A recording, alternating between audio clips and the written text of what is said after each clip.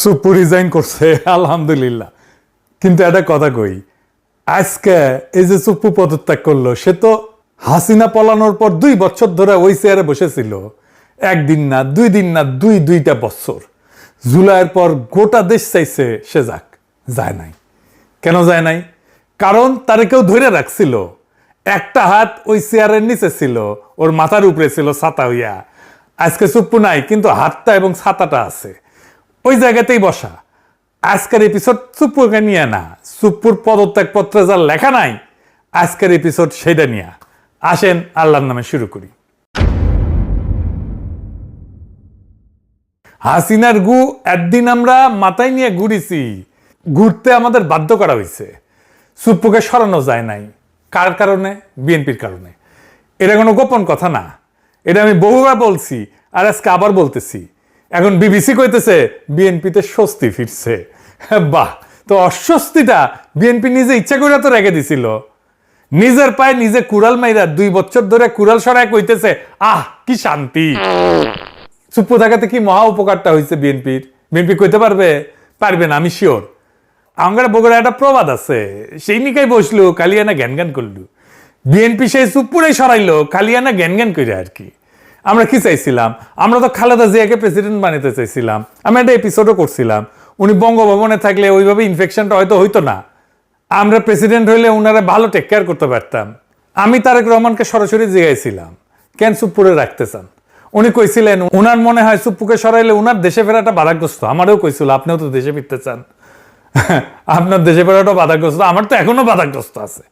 এখন হিসাবটা মিলান, তারেক রহমান দেশে আসছে 7 মাস হয়ে গেল, উনার দল সরকারে, উনি প্রধানমন্ত্রী, তারপরে সুপ্পু বহাল তবে তো বসা ছিল। আর এখন খেপে কান? এখন খেপছে কারণ সুপ্পু কাটাল রানীর সাথে কথা কইছে বলে। বিএনপির ধারণা ছিল সুপ্পু কাটাল রানীর সাথে কথা বলে না, সে হাসিনাকে ফিরে আনার কোনো সিস্টেম করে না, আজিব বাত।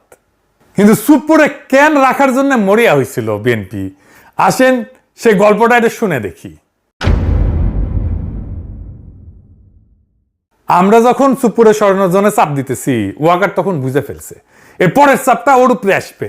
সে তখন করলো কি, 2 দিকে 2 কথা কইল। একটা কথা আগে কয়ে রাখি, এখন যা কইতেছি এটা ওয়াকারের হুবহু কথা না, এটা আমার ভাষার সারমর্ম আর কি। বার্তাটা সে কোন দিকে কি দিছিল সেটা কইতেছি। বিএনপির এসে বোঝাইলো সুপ্পুরে সরাইতে চায় ওরা যেন ইউনূসের শাসন লম্বা হয়। আপনারা কিন্তু ক্ষমতা আসতে পারবেন না, দেখতেছেন না যত দিন যাইতেছে আপনাদের বদনাম হইতেছে, বদনাম বাড়তেছে। ইলেকশন যত দেরি হবে আপনাদের তত কলে খবর আছে। আর জামাতকে যে বুঝাইলো আপনারা এত তাড়াতাড়ি নির্বাচন চান না হুজুর, যত দেরিতে হয় ততই ভালো। আর ইমেজটা ধরে রাখেন আপনাদের সৎ মানুষের দল হিসাবে। ইলেকশনের আগে মাফিয়াদের টাকা পয়সা আসবে, অনেকে নিয়ে আসবে, কিন্তু ওইসব নেবেন না। হ্যাঁ, আল্লাহর বাস্তে। আন্ডারওয়ার্ল্ডে যে সমস্ত কানেকশন আছে না, ওই যে সাজ্জাদ শিবিরের নাসির টাসির এগুলো আছে না চট্টগ্রামে, ওগুলো রাখবেন না গলে। আর অমুক তমুকের নামে বহুত বদনাম, ওদের নমিনেশন দিয়েন না। মানে বুঝছেন খেলাটা? বিএনপি কয় আগে ইলেকশন নেন, আর জামাতে কয় ইলেকশন পিছান। পুরো ইলেকশনটা ওয়াকার এইভাবে খেলে দিছে। জামাত আন্ডারওয়ার্ল্ড থেকে দূরে সরে গেছে, আর উদাম কেলানি খাইছে বিএনপির ইলেকশনের আগে। ফলাফল কি হয়েছে? বিএনপি 209টা সিট, আর জামাত এনসিপি মিলে তো 70টার কম আর কি। কিন্তু একটা জিনিস খেয়াল করেন, ভোট কিন্তু কম পায় না এই জামাত আর এনসিপি। জামাত এনসিপি মিলে ভোট পেয়েছে 38%। 38% ভোট নিয়ে সিট পেয়েছে 70-এর নিচে। এটা আসল কথা। ইলেকশনের আগে যে হাইপটা উঠছিল জামাত এনসিপির, ওরকম হাইপ তোলা অবিশ্বাস্য। ভোটও পাইছে, কিন্তু ভোটটা আসনে কনভার্ট হয় নাই। বিএনপির লাভের গুড়টা পুরাই খাইছে, আর জামাত এনসিপি লাড্ডা গুড়টা। ভোট আর আসনের যে ফারাক, এটা এমনি এমনি হয় নাই। টাইমিংটা কে ঠিক করে দিছিল সে কথা মনে করেন শিলং সালাউদ্দিন নিজেই কইছে, এই বাহানায় যদি নির্বাচনটা না দেয় সে ভয়ে আমরা তাড়াহুড়া করে জুলাই মধ্যে সাইন করেছি। শুনেন, আবার আমাদের একটা তাগাদা ছিল যে এরা সংস্কারের বাহানায় যদি নির্বাচনটা না হতে দেয়, সেজন্য আমরা সবকিছুতে আপোষ করে জুলাই জাতীয় সনদেও স্বাক্ষর করেছি। আমরা একত্রিত হয়েছি, সমঝোতা হয়েছে, এবং নির্বাচনের স্বার্থে আমরা অনেক কথা বলি নাই। শুনিছেন? হ্যাঁ, শুনছি জামাত নাকি ওয়াকার সাহেবরা খুব ভালো পায়। হ্যাঁ, বুঝছাও কেন ভালো পায়? এটা জিগেলে কয় কি, ওয়াকার সাহেব 5 ওয়াক্ত নামাজ পড়ে। হ্যাঁ, মাশাআল্লাহ। তো হাসিনারে তো তাহলে ডাবল ভালো পাওয়ার কথা জামাতের। হাসিনা তো তাহাজ্জুদও পড়তো 5 ওয়াক্তর উপরে। হ্যাঁ, এখন কইতে পারেন যে দাদা আপনি ওয়াকারের উপরে কেন বিলা। আমি আগে অনেকবার কইছি, আবারও কই। অনেকে করার চেষ্টা করে ওয়াকার তার লেসপেন্সারদেরকে লাগিয়ে দিছে এটা বলার জন্য যে বিপ্লব তো বিজয় হয়েছে ওয়াকারের কারণেই, তাছাড়া তো এটা খবর ছিল। হ্যাঁ, ওই যারা কয় ওরা মাঠে ছিল না, গুলির সামনে বুক পাইতে দেয় নাই। জনগণের শক্তি, বিপ্লবের শক্তি এটা ওরা বোঝেও না, মাপতেও পারে না। কি অবস্থা হয়েছিল? পুলিশ ফেল করছে, পলাইছে, অস্ত্র ফেলা পালাইছে, থানার পর থানা ভস্মীভূত হয়েছে। দেশের 639টা থানার মধ্যে 450 মতো থানা গুড়া গুড়া করে দেওয়া হয়েছে। পুলিশ মেরে ট্যাঙ্গে রেখেছে পাবলিক। র্যাব তো অনেক আগে ভাবছে, বিডিআর ভয় বাইরে হয় না, রাস্তায় ছিল খালি মিলিটারি, আর সেই মিলিটারি সৈনিক আর জুনিয়র অফিসাররা গুলি চালাইতে অস্বীকার করলো। এটাই আসল কথা, ওটাই মোর। ওয়াকার তখন কি লাভে, তার সামনে বিকল্প কি? সে গিয়া কইছে আপা ভাগেন। যেই মুহূর্তে সৈনিকেরা গুলি করতে অস্বীকার করছে, সেই মুহূর্তে হাসিনার পরাজয়, ওর লাস্ট ডিফেন্স ভেঙে পড়ছে। আর যদি সৈনিক আর জুনিয়র অফিসাররা গুলি চালানো অব্যাহত রাখতো, তাইলে ক্যান্টনমেন্টগুলো থানার মতো তামাতামা হয়ে যেত। ওয়াকারের বিন্দু মাত্র ক্রেডিট নেই। ক্রেডিট আমি দিই সৈনিক আর জুনিয়র অফিসারদের, 100-র উপরে আরো 100% দিই। তাইলে ওয়াকার কি করছে আসলে? আসেন এবার লিস্টটা শোনেন। 1 নাম্বার, হাসিনারে পলায় যেতে দিছে। এখন কইতেছে যে হাসিনার নামে নাকি ইমিগ্রেশন আইনে মামলা হবে ইমিগ্রেশন না করে যাওয়ার জন্য। তো গেছে তো সামরিক বিমানে, ব্যবস্থাটা কে করে দিছে? ওয়াকার তো। তাহলে ওয়াকারের নামে মামলা হবে না কেন? 2 নাম্বার, আওয়ামী লীগার আর খুনি পুলিশ অফিসারদের ক্যান্টনমেন্টে আশ্রয় দিছে না? হাসাও মাহমুদ তো ধরা পড়েছিল, সে পত্রিকায় নিউজ আসছে। সে বিদেশে গেল কেমনে? জেনারেল মুজিব তার জিম্মা থেকে পালায় গেল কেমনে? 3 নাম্বার, প্রফেসর ইউনুসকে আয়নাঘর দেখতে দেয় নাই, জানেন না? 32 নম্বর ভাঙ্গা দেওয়ার পর বাধ্য হয়ে রাজি হয়েছে ডরে। বাতের রুগীর যেমন আমাবস্যার পূর্ণিমায় ব্যথা জাগে ওঠে না, তো আমাবস্যার পূর্ণিমায় ওনার আপার জন্য, আপা হাসিনার জন্য ওনার মন পোড়ায়, ব্যথা জাগে ওঠে, কিছু একটা করার জন্য হাত নিষ্পিস করে। ও সিইসি হাবিবুল্লাহ আওয়ালের সাথে দেখা করে তারা তত্ত্বাবধায়ক সরকারের প্রধান হওয়ার রিকোয়েস্ট করেছিল ওয়াকার।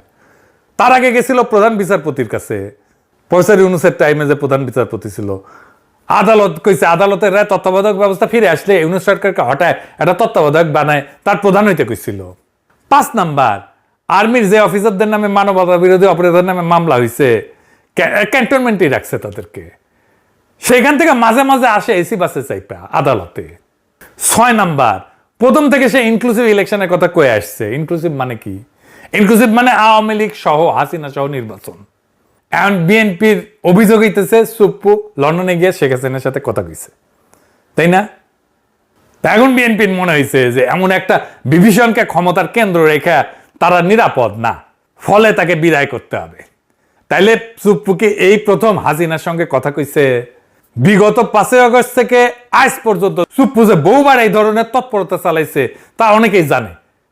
আমরা তখন সতর্ক করছিলাম, কানে দেয়নি বিএনপি।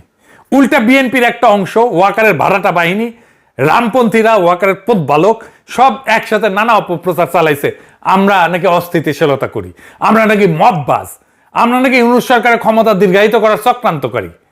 কারণ ওরা তখন সুপ্পুকে রক্ষা করতে মরিয়া। আর এখন বাস্তবতা হইলো এই প্রক্রিয়ায় সুপ্পুর আশ্রয়দাতাকে, এই সুপ্পুর আশ্রয়দাতা তো ওয়াকার নিজে। ওয়াকারের অনুমোদন এবং সুরক্ষা ছাড়া সুপ্পুর পক্ষে 1 পাও আগানো সম্ভব ছিল না। সুপ্পু নিজেই বলছে ওয়াকার এবং বিএনপি তাকে সমর্থন করছে। এখন নব্য বিএনপি সাজার চেষ্টা করা লোকদের কাছে আমার প্রশ্ন, আপনারা কেন জিজ্ঞেস করতেছেন না সুপ্পু কি আগে শেখ হাসিনার সাথে যোগাযোগ রাখছে? জেনারেল ওয়াকার রাখে নেই? জেনারেল ওয়াকার আর তার বইয়ের ফোন ফরেন্সিক করেন, বাইরে হয়ে যাবে কার কার সাথে কথা বলছে। সুপ্পুর লন্ডন সফরের ব্যবস্থা কে করে দিছে? এটা তো কেউ কাউকে অনুমোদন করতে হয়েছে, ফান্ড দিতে হয়েছে। কে করছে? তো ওইখানে যে কার সাথে আলাপ করছে, কি বার্তা নিয়ে আসছে? এটা কি কোনো গোয়েন্দা সংস্থায় যোগাযোগের খবর রাখছে? যাদের দেখার কথা তারা আদৌ দেখছে? তারেক রহমানকে কি তার গোয়েন্দা সংস্থাগুলো এই বিষয়ে কোনো মেমো দিছে, কোনো ব্রিফিং করছে? ওয়াকার কি করতেছে? চোখ বন্ধ করে আছে। ওয়াকার ওইখানে থাকবে আর সুপ্পুকে সরাবে, কোনো লাভ হবে? কোনো লাভ হবে না। সুপ্পু, ওয়াকার, আওয়ামী লীগ এবং ইন্ডিয়া, এই 4 শক্তির অক্ষয় আজকে বাংলাদেশের রাজনৈতিক অস্থিরতা তৈরির মূল কারিগর।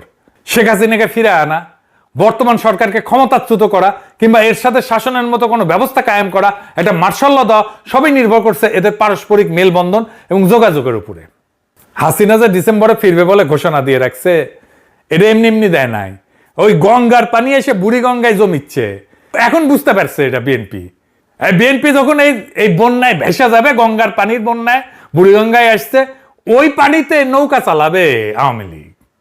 বিএনপি গলে একই জায়গায় প্রত্যেকবার মারা খায়, এই সেনা প্রধানের জায়গায়।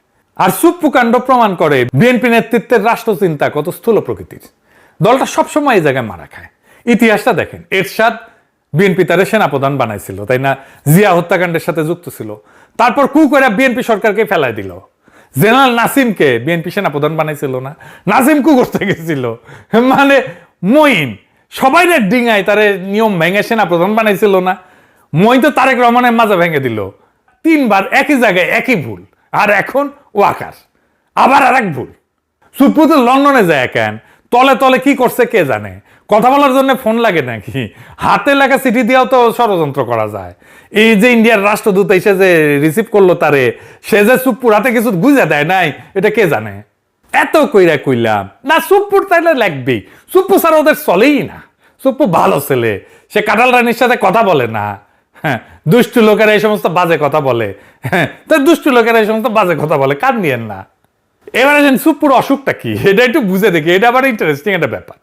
এটা মানুষের কাজে লাগবে। মানে সুপ্পু পদত্যাগপত্রে লিখছে তার অসুখ হচ্ছে অটোনমিক নিউরোপ্যাথি, ইংরেজিতে লিখেছে। এটা বিশাল বড় অসুখ, মাঝে মাঝে জ্ঞান হারায় ফেলে নাকি। ওই চিকিৎসা করতে যাবে, ওই বিদেশে যাবে। শোনান রিতেশ সাহেব কি কইছে। পরবর্তী পরিকল্পনা চিকিৎসা, উন্নত চিকিৎসা করা দেশে এবং বিদেশে, প্রথমে এইটা। আর স্যার এটি কি শারীরিক কারণেই পদত্যাগ করলেন স্যার, না পলিটিক্যাল কোনো? অবশ্যই অবশ্যই অবশ্যই শারীরিক কারণেই। শুনেছেন? তবে এই অসুখটা বাংলাদেশের লাখ লাখ মানুষের আছে, তার বেশিরভাগ মানুষই জানে না। যাদের ডায়াবেটিস আছে তারা একটু মন দিয়ে শোনেন।